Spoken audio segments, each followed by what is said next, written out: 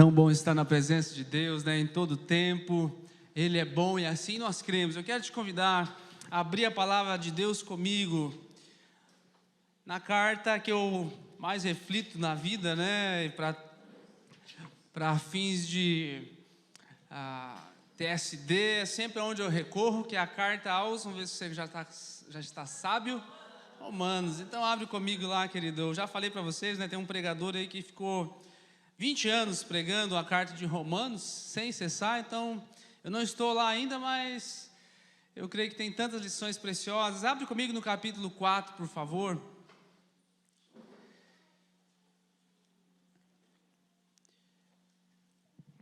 Capítulo 4, nós vamos ler do verso 18 até o 21, depois a gente segue na sequência um pouquinho, porque a palavra hoje, olha, fiquei conectado aqui.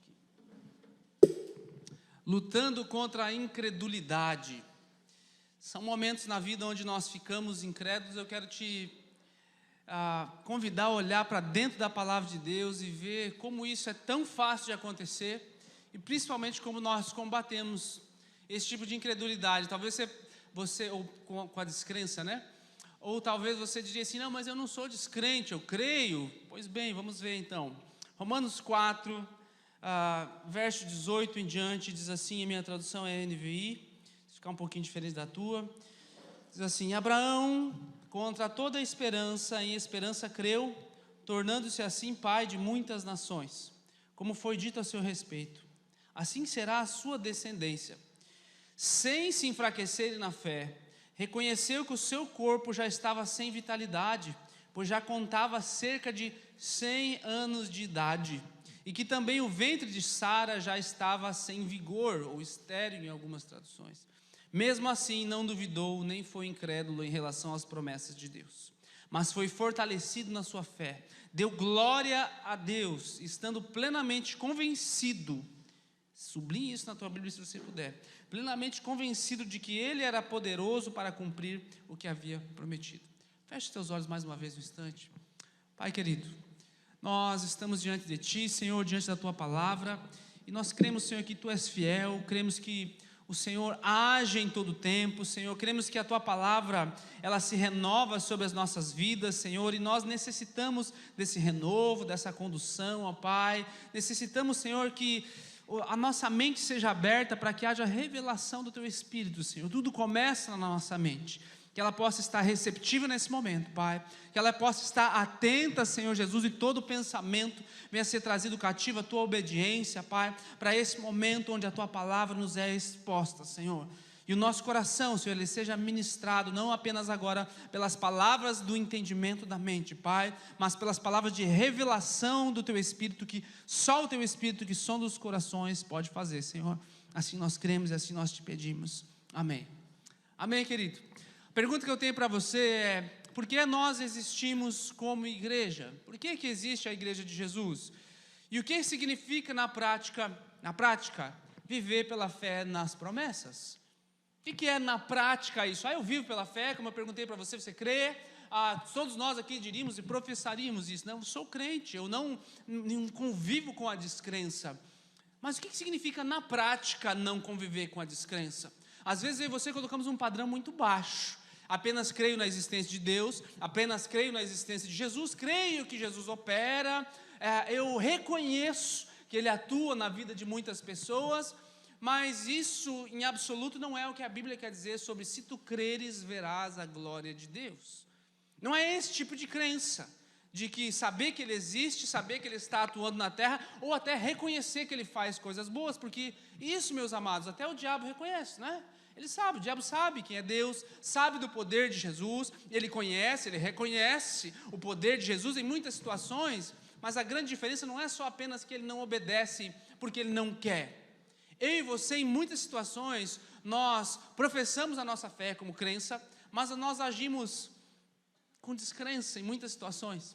Eu e você lemos a Bíblia, eu e você nos aprofundamos em muitas coisas, mas em algumas situações da vida, eu e você lutamos com a descrença, e isso precisa estar claro para você. Eu e você lutamos com a descrença em todo o tempo. E o maior exemplo de fé na Bíblia, nós lemos aqui, é Abraão, e Paulo aqui está citando Abraão como um exemplo. E eu pedi para você sublinhar, se você pudesse, mas existem algumas coisas ali.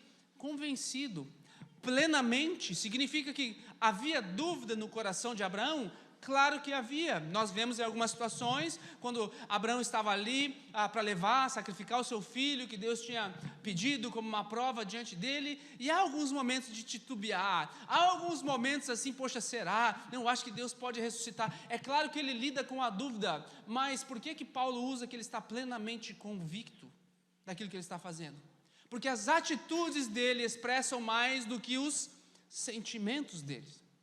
A atitude dele em não titubear em levar o filho, no processo de levar, eu posso ter algumas dúvidas. No processo de entregar, eu posso ter algumas dúvidas, mas a minha atitude não deixa dúvida daquilo que eu sou ou daquilo que eu creio.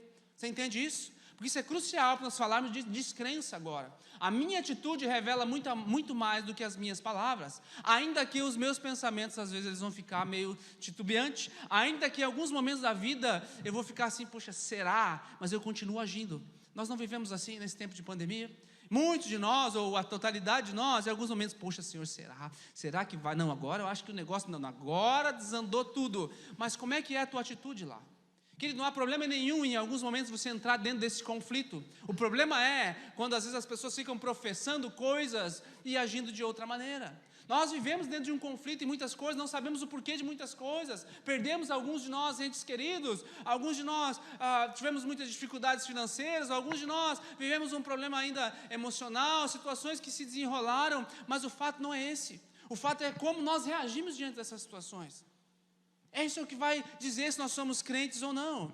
E eu quero convidar você a olhar para a raiz da descrença, porque se você identificarmos a raiz da descrença, eu quero que você olhe para a palavra de Deus e entenda que a raiz de todo pecado é a incredulidade, é a descrença. A raiz de todo pecado dentro de nós, pode nomear aí orgulho, pode colocar aí inveja, pode colocar aí lascívia, luxúria, pode colocar aí cobiça, coloque qualquer coisa que você quiser.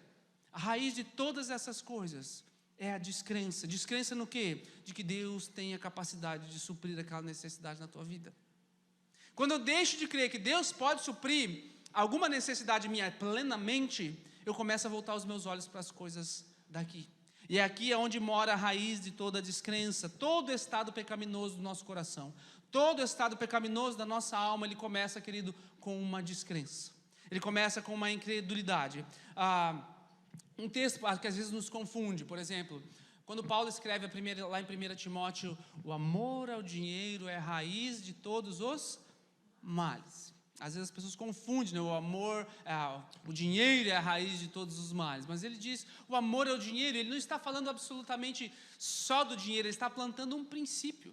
Ele não está falando assim o amor ao papel, porque até então aqui nem existia o papel.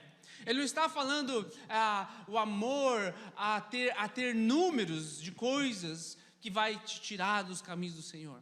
Ele está falando sobre o coração. Ele está falando sobre um tipo de amor que ele é desviado da fonte e colocado em outro lugar.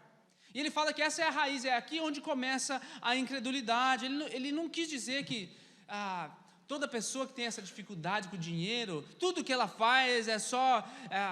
há uma conexão direta com a folha ou com o número. Não, ele diz que o problema dessa pessoa está lá dentro, no coração. É um problema de sentimento, pois é o amor àquelas coisas. Então não está no exterior, as coisas, é muito mais profundo, está aqui dentro. O que ele quer dizer de fato? Ele quer dizer que todos os males do mundo vêm de um certo tipo de coração. Que coração é esse? Todos os males do mundo vêm de um certo tipo de coração, um coração que ama o dinheiro, nesse caso. Mas aí eu preciso me perguntar, o que é o dinheiro? O que significa amar o dinheiro? Você tem que perguntar, o que é isso? Será que é a folha de papel? Será que é simplesmente um trabalho? O que é isso? Meu amado, nesse caso, por exemplo, o dinheiro representa tudo que o homem pode obter fora de Deus. O amor ao dinheiro significa que ele depositou toda a sua confiança em algo que Deus não pode suprir. Por isso ele precisa amar, por isso ele precisa buscar, por isso ele precisa correr atrás de outras coisas. Ele representa o que o homem pode obter. E aqui começa a raiz da descrença. Poxa, se eu não creio que Deus pode ser o meu provedor, se eu não creio que Ele é o meu socorro bem presente na hora da angústia, se eu não creio que Ele, eu só quero me abraçar só naquele que Ele é o dono do ouro e da prata, se eu não creio de fato nessas coisas, eu vou tentar buscar coisas que eu posso conseguir. Então, nesse caso aqui, ele representa o que o homem pode obter fora de Deus. O coração que ama o dinheiro é um coração que coloca a sua confiança nos recursos humanos. Quando ele fala assim, olha, a raiz de todos os males não é o dinheiro, é o amor ao dinheiro, ou seja, a raiz de todos os males é um coração que coloca a sua confiança em algo que só o homem pode obter. E agora enumere o que você quiser na tua vida, qualquer área que você quiser na tua vida, aonde você busca a tua confiança fora de Deus, aonde só o homem pode obter, ali é a raiz de todos os males. Eu não creio que Deus pode me amar tanto assim, então eu vou buscar esse amor no adultério ou na prostituição, eu vou buscar eu não creio que a minha identidade é Deus que determina, como nós cantamos aqui, eu sou quem tu dizes que eu sou, então o que eu faço? Eu não creio que Deus pode fazer isso. Nós estamos falando sobre a descrença. Por eu não crer que Deus pode falar quem eu sou, afirmar quem eu sou, eu vou buscar minha identidade em outras pessoas. Eu vou tentar agradar todo mundo, para que os outros digam que eu sou bom, para que os outros digam, eu vou tentar ficar tão bonito, apesar de eu não conseguir, para que os outros digam que eu sou bonito. Porque por mais que eu ficasse lindo e me transformasse completamente, da água para o vinho, ainda assim, provavelmente haveria momentos onde eu me sentiria feio. Ainda que eu ficasse todo bombadão, saradão, como o Rambo, o Schwarzenegger, ainda assim, você já viu muitas pessoas assim, que são grandes e, nossa, como eu estou magro, como meu braço está pequeno, e ele está um monstrão. Por quê? Porque ele está buscando a identidade dele aonde? Em outro lugar. Porque ele ou ela não crê, essa é a raiz da descrença, de que Deus é aquele que afirma a minha identidade. Agora, coloque isso sobre aqueles que se prostituem, coloque isso sobre aqueles que vivem para o trabalho, no sentido de encontrar a identidade deles lá, no sentido de encontrar um significado para a vida que esteja fora de Deus. Ainda que eles postem coisas na internet bonitas, ainda que postem coisas a respeito de Deus, que creiam, que reconheçam que Deus é Deus, afinal das contas, mas a prática não reflete isso. A prática reflete o quê? Uma descrença. E qual é a raiz de todo pecado? A descrença de que Deus pode suprir a minha identidade, de que Deus pode suprir as minhas finanças, de que Deus pode suprir o amor que eu necessito, de que Deus pode suprir um monte de coisas. Então, como eu não creio nisso, eu vou buscar essas coisas em outros lugares que não Deus. Está entendendo? Você que está em casa estiver entendendo, põe um positivo aí no chat aí para o pessoal dar uma olhada. Jesus termina essa ideia lá em Mateus, lembra? Ele fala assim, a respeito do jovem rico, ele fala assim, vocês não podem servir a dois senhores, a Deus, e no final ele termina assim, a mamon em algumas traduções, ou ao dinheiro. Por quê? Ou você serve um, ou você serve outro. Ou você crê em Deus, ou você não crê. Então, quando Paulo ele fala a respeito disso, ele está falando que a descrença nas promessas de Deus é a raiz principal de todos os males. Agora, meu amado, ninguém peca assim de nós aqui por obrigação, Não, essa semana faltou mais uns 7 pecados aqui que eu tenho que cometer. Ninguém tem uma lista assim que vai fazendo. Nós pecamos porque nós acreditamos, e aqui que vem o contraste. Nós pecamos porque nós acreditamos nas promessas do pecado. Nós dizemos que nós acreditamos nas promessas de Deus, mas quando nós pecamos, nós dizemos que nós acreditamos nas promessas do pecado, porque eu enxergo ali uma satisfação momentânea, eu acredito que se eu cometer aquilo, vai me dar uma satisfação ainda que momentânea, então eu cometo. Eu faço aquilo porque eu creio que a hora que eu falar o que ela precisa ouvir, a hora que eu dizer para ele, apontar o dedo na cara dele, eu sei que eu vou me sentir melhor. Eu sei que vai sair algo de dentro de mim. Então a gente peca, a gente fala demais, a gente sai do nosso natural porque nós acreditamos que se a gente fizer aquilo, alguma coisa vai melhorar, não é assim? Ou é só eu, que sou um alienígena na Terra? Nós pecamos porque nós acreditamos que o pecado vai nos dar uma certa satisfação. Naquele momento, ainda que seja breve, mas naquele momento nós acreditamos. E a chave aqui é: como é que eu luto contra o pecado? Como é que eu faço isso? Lute contra o pecado, lutando contra a descrença nas promessas de Deus. Quando você tem aquele problema de identidade, o que você tem que fazer? Você tem que se apegar às promessas de quem Deus disse que você é. Porque se você não crê naquilo, não adianta nada.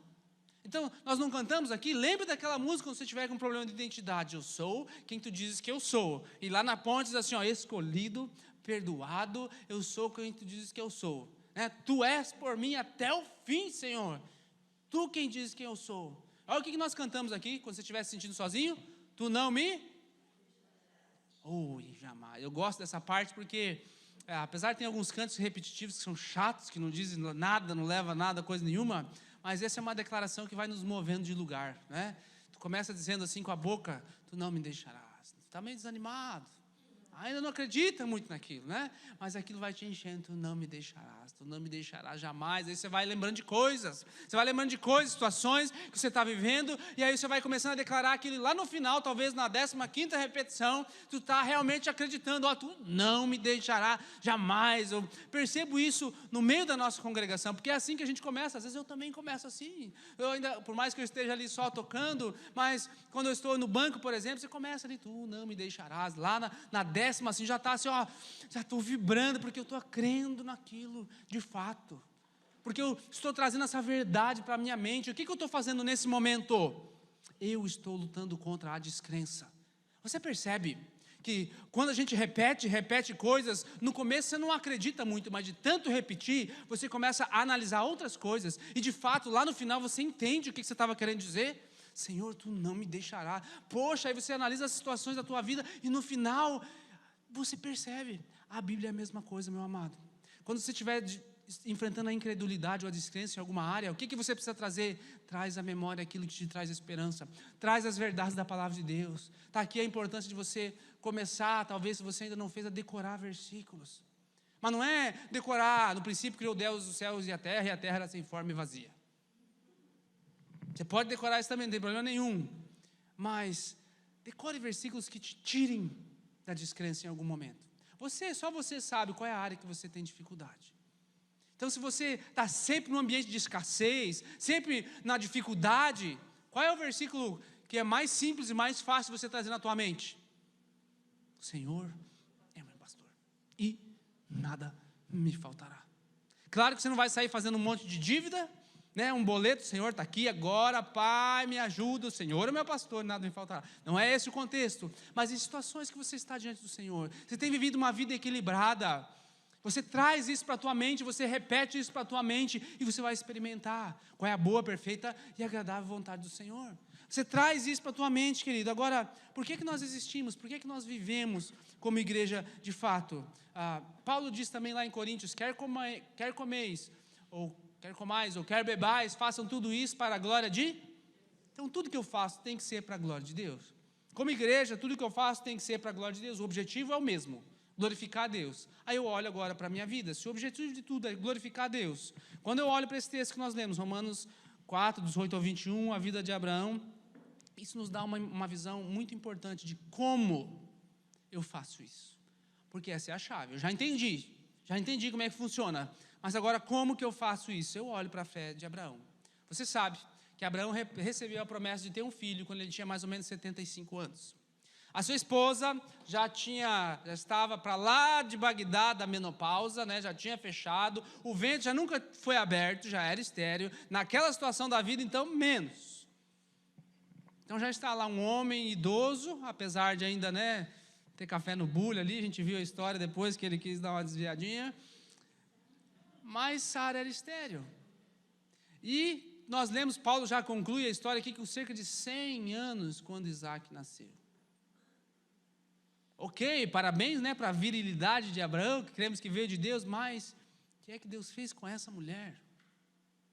Esse é o maior milagre de todos, nessa idade, já depois de ter o ventre estéril a vida inteira, já ter fechado os hormônios de tudo, de repente se abre, e há algo tão grandioso e tão precioso acontecendo aqui.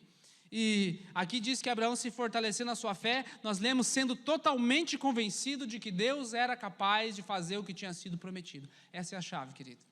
Abraão teve dúvida? Sim ou não? Claro que teve, você conhece a história, ele adiantou um pouquinho, quis fazer do seu jeito, teve Ismael que não estava nos planos ali, foi o plano do homem, claro que ele teve dúvida, mas em nenhum momento ele deixou de acreditar que Deus tinha uma promessa de que ele faria dele uma grande nação. ainda que do jeito errado.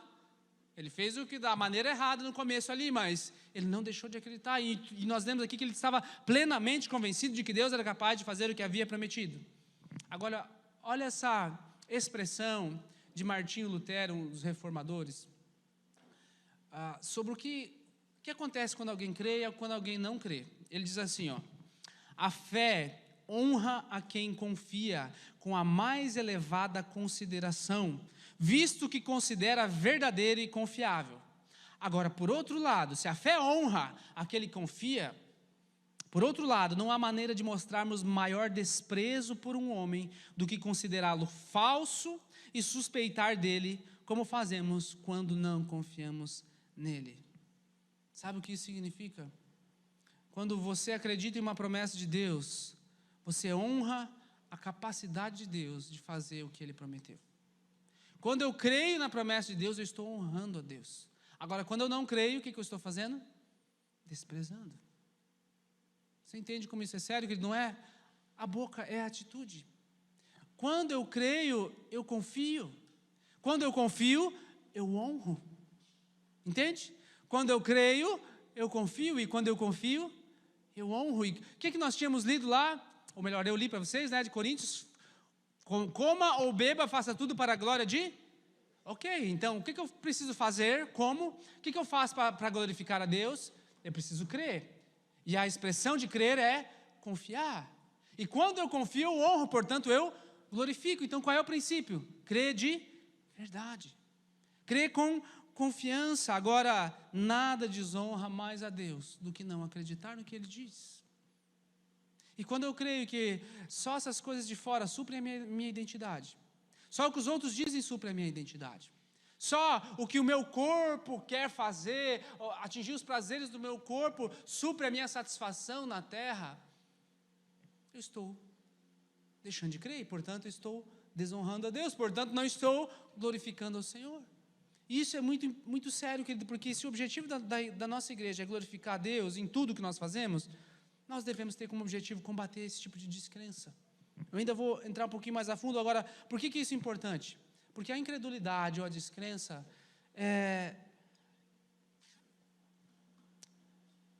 a busca em satisfação em tudo aquilo que não vem de Jesus. Se eu não me contento em me satisfazer plenamente nele, significa que existem coisas que ele não pode me fornecer. E, portanto, eu não acredito nas promessas dele. Agora, se ele me diz que ele pode suprir todas as minhas necessidades, ele me diz que lance sobre mim todas as vossas ansiedades. Lembra, semana passada, semana retrasada, finalizando a série de 1 Pedro, lançai sobre ele as vossas ansiedades. Lançai sobre mim, Jesus diz, o teu fardo. Toma o meu, que o meu é leve, o meu jugo é suave. Descansa em mim, em tantos lugares. E quando nós buscamos isso em outros lugares, em outras coisas, o que nós estamos falando? Agora, que tipo de fé glorifica a Deus? 3 coisas eu quero falar para você bem rapidamente. Primeiro, a fé, ela é voltada sempre para o futuro. Ela fala sobre os eventos passados, mas ela se apoia no futuro. Por exemplo, ela fala sobre eventos passados. Jesus morreu e ressuscitou por nós. Amém? Ela está baseada lá naquele evento passado. Mas hoje, ela é voltada para onde? Para o futuro. Lembra da semana passada da ceia? Até que Ele venha. Lembra desse conceito, querido? Porque a tua fé precisa ser apoiada no que Jesus fez por você. A tua fé precisa ser apoiada no que Ele fez até hoje, na tua história. Lembra como você começou? Lembra como você estava? Lembra como estava o teu casamento? Lembra como estava a tua própria vida? Sempre muita perspectiva. Agora você está ouvindo algumas coisas, talvez você ainda não praticou, por isso algumas coisas ainda estão do mesmo jeito, mas ela está baseada no que Jesus fez, e isso é bom. Por que é bom? Porque não está baseado no que eu fiz, porque o que eu fiz, vamos deixar para lá, não vou nem falar, né? O que eu fiz como pessoa, como ser humano, não me dá base para me sustentar hoje, não me dá a substância para falar assim, nossa, eu fiz coisas certas, então eu tenho que colher coisas certas. Não, agora, Jesus que era pleno, Ele fez tudo que é certo. Então agora eu me agarro nessa fé que me joga para o futuro. Ei, existe uma promessa para mim. Existem várias coisas. As pessoas dizem assim, eu creio que Cristo morreu pelos meus pecados e que Ele ressuscitou dos mortos. Mas depositam as suas esperanças em outras coisas, em outras promessas. Elas não creem que Deus justifica os pecadores, por isso elas tentam fazer coisas boas para parecer bonzinho diante de Deus. Minha esposa estava compartilhando um negócio esses dias, ela falou assim, parece que quando a gente faz tudo certo no dia, você quer chegar diante de Deus assim, Senhor, agora eu fiz tudo certinho, agora, Pai, que tem uma listinha para te pedir. Lembra quando você era criança? Não sei você, mas eu fazia muito isso. Quando eu queria viajar na casa dos meus primos, na casa dos meus parentes, assim, sozinho, né? Eram 5 irmãos, então era um momento ali que eu podia sair, eu era o mais velho e tal. Então agora eu quero aproveitar, mas o pai e a mãe têm que deixar. Então antes, mais ou menos, eu era calculista, gente. Um mês antes, eu já começava a fazer tudo certinho. Eu já começava a arrumar a cama, era só aquele mês do ano, claro, né? Já começava a não bater tanto nos meus irmãos, eu já começava a tentar ajudar as coisas em casa, por quê? Porque eu queria pedir algo no final. Aí eu chegava para a mãe e para o pai, tipo assim, olha como eu me comportei esse mês, olha como eu fiz tudo certo nesse mês, então agora eu vou pedir algo para o senhor, para a senhora, e vocês têm que deixar, porque afinal de contas, olha como eu me comportei. Agora, pense se a gente não faz isso às vezes diante de Deus. Ai, Senhor, não deixei de vir na igreja um final de semana. Pai, não deixei de conectar nenhum momento. Senhor, eu fiz até mais, eu li a Bíblia em alguns momentos. Senhor, eu não me esqueci de orar antes de comer nenhuma das refeições. Até ajudei aquela pessoa lá que estava precisando. Aí agora é meu momento de oração, então, Senhor, aqui vai. Tenho certeza de que o Senhor vai me atingir, ou me responder. Só que o grande problema aqui é o porquê. Porque eu fiz tudo certo. Porque eu fiz as coisas, porque eu sou santo. Lembra o que a Bíblia diz? Sede santos, positivo, ótima a tua intenção, mas como quem? Como quem, gente? Oh, Jesus, aí a coisa mudou de figura, né? Porque eu não sou santo igual o Luiz, não sou santo igual o Daniel, não sou santo igual o Fernando, não é igual o Gilberto, não é o seu Jorge, não é esse o parâmetro, baixo, né? Eu também me coloco nessa, gente. É igual Jesus. Igual Jesus não há nada de que eu possa fazer para chegar assim, Deus, agora eu sou o primeiro da lista. Agora eu quero te convidar a olhar de novo o texto, olha onde nós paramos. Verso 22 em diante. Em consequência, depois de toda essa explanação que eu dei para você, sobre descrença, em consequência agora de crer, é o que o verso vai dizer, presta atenção. Em consequência, isso lhe foi creditado como justiça. Pergunto, o que é que esse cara fez para ser considerado justo aos olhos de Deus? Continuamos ali. As palavras lhe foi creditado, não foram escritas apenas para ele. Mas também para nós, a quem Deus creditará a justiça, a nós que, lembra do que eu expliquei para você o conceito de crer? Que cremos naquele que ressuscitou dos mortos, já Jesus, nosso Senhor. Ora, por que Deus olhou para esse homem imperfeito e considerou ele justo aos olhos de Deus? Porque ele acreditou nas promessas de Deus. Simples. Ele creu e a fé dele foi voltada para o futuro. Deus vai fazer. Eu olhei, Deus vai fazer. Observe que ele não diz assim, será acreditado a nós que cremos no fato que passou. Cremos que Deus fez, então agora, pronto, estou debaixo da justiça. O que é que ele diz aqui? Seremos considerados justos se cremos em Deus. Então não é se eu creio naquilo que Deus fez, se eu creio em Deus, se eu confio nele. Quando eu confio, eu honro. Vamos repetir isso para você levar essa frase para casa? Quando eu confio, eu honro. Diga assim, quando eu confio em Deus, eu honro a Deus. Então se você quiser honrar a Deus, querido, creia na promessa dele. Não caia na descrença, nada é impossível para Deus. Por isso ele é absolutamente confiável. A segunda coisa que a fé nos faz, que a fé que glorifica a Deus faz, ela produz frutos. Aquilo que você deposita a tua esperança governa a tua vida. Guarda isso para você. Aquilo que você deposita a tua esperança governa a tua vida. Se você deposita a tua esperança de que você vai pôr aquele dinheiro naquele lugar, e aí de lá vai vir uma fortuna, seja na loteria, seja na bolsa de valores, seja em qualquer lugar, aquilo te governa. Porque aí eu vou estar baseado a minha vida naquilo. Não, quando eu sair, quando eu ganhar na loto, quando eu fizer tal coisa, quando aquilo acontecer, aí a coisa vai melhorar. Aquilo que você deposita a tua confiança, governa a tua vida. Se você deposita a tua confiança apenas na tua família, significa que quando você perder algum ente querido, acabou a tua vida. Você não vai conseguir se refazer, porque aquilo governa a tua vida.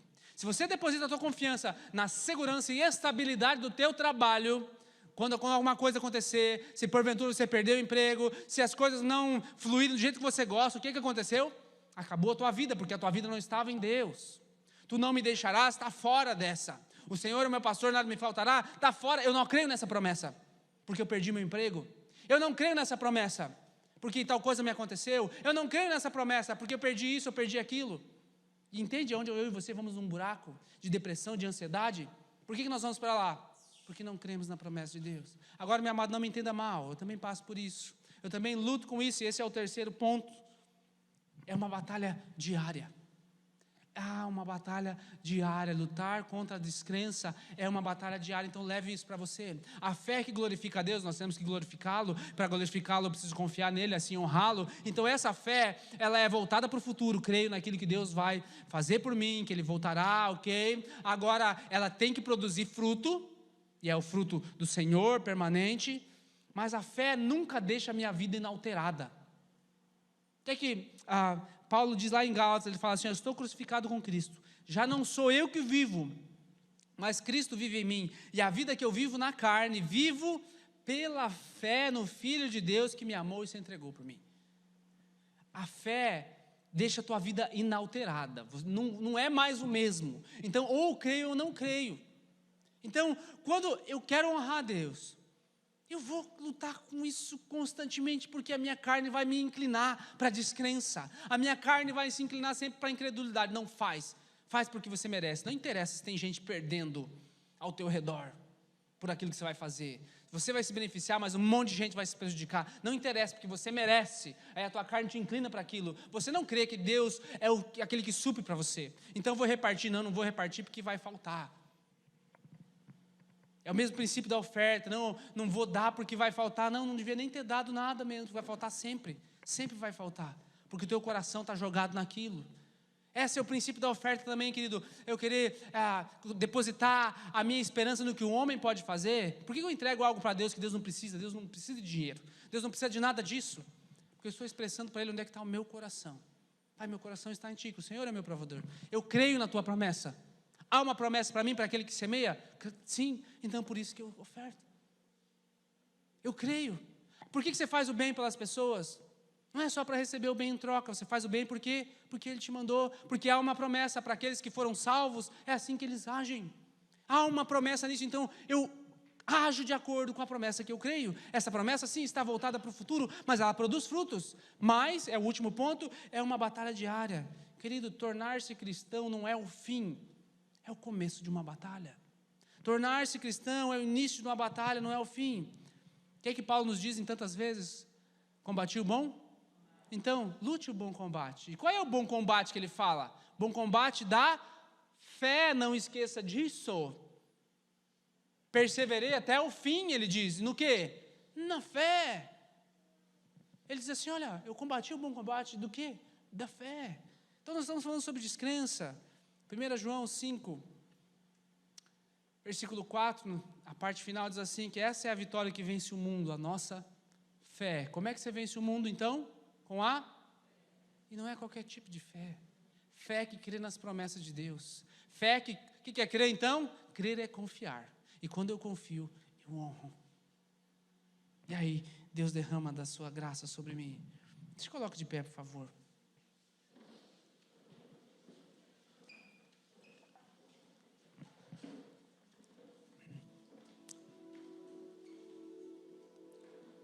Nós vamos pedir para que o Espírito Santo ministre o nosso coração nesse dia. Você que está em casa, se você puder, largue tudo o que está diante de você agora. Se coloque diante do Senhor e preste atenção. Cada um de nós aqui lutamos contra um pecado, meu amado. Lutamos contra vários, mas tem alguns, você sabe, tem alguns que pega, volta e meia eu recorro naquele, eu caio de novo, eu peço perdão. E pode ser um pensamento novo para você. que esse pecado está enraizado na tua descrença. Pode ser uma informação nova para você que esse pecado está enraizado porque você não crê numa promessa que Deus te deu. E por isso você se abraça nesse pecado volta e meia. Há pessoas que lutam com a ansiedade, não de vez em quando, mas todos os dias. Todos os dias eu acordo ansioso, todos os dias eu não sei se eu vou conseguir chegar ao final. Aí começa um mês, eu não vejo a hora que chega o outro, eu começo a segunda, não vejo a hora que chega a sexta-feira. Todos nós lutamos com isso. A questão é, como combater esses pensamentos? Como que eu lido com isso? É o que eu quero pedir para que o Espírito Santo ministre ao nosso coração. Nós lemos aqui, há 2 semanas atrás, lancem sobre Ele toda a sua ansiedade, porque Ele tem cuidado de vocês. Se você é um desses que vive ansioso, se abrace nesse verso. Traz a verdade sobre você. Quando a ansiedade bater, se abrace nisso. Uns momentos que eu passei mais medo na minha vida, ou insegurança. Não sei se eu contei para vocês. Eu fui convidado para fazer parte de uma equipe de tradução de uma pessoa muito conhecida que havia dos Estados Unidos para ministrar em Curitiba.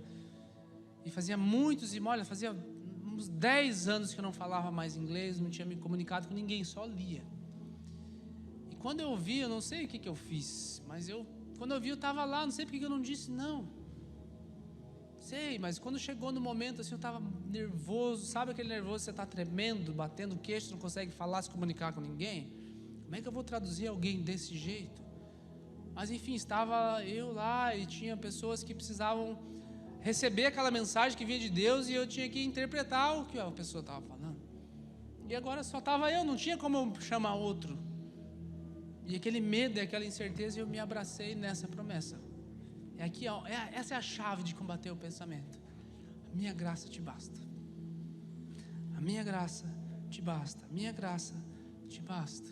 O meu poder se aperfeiçoa na fraqueza. Eu comecei a repetir isso aí para mim. Falei, eu vou. E eu fui, e quando chegou as primeiras frases, eu não sabia nada ainda, nada me veio na mente, eu não entendi nada. E aí o medo sobe lá nos altos picos, e o que eu lembro?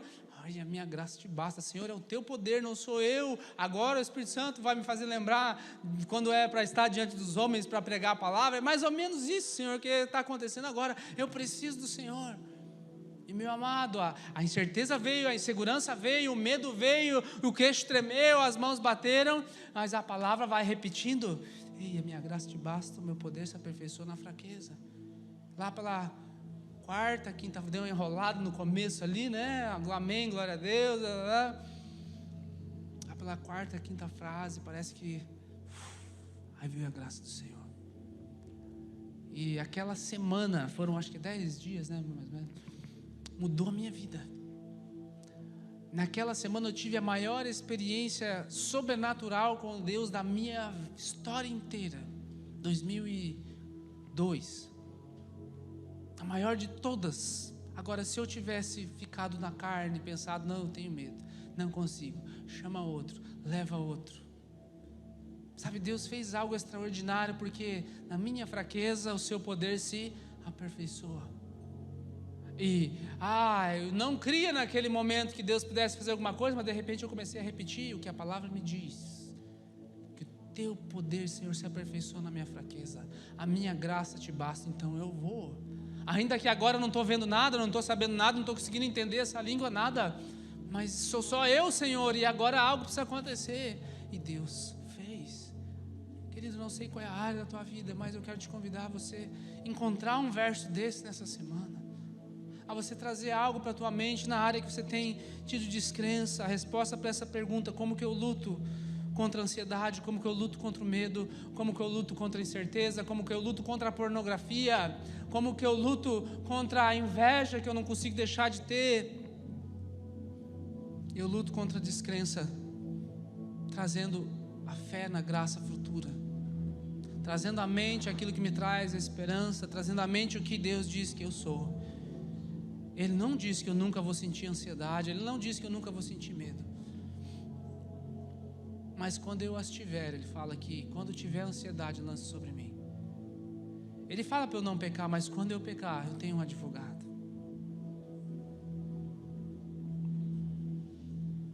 Feche seus olhos um instante.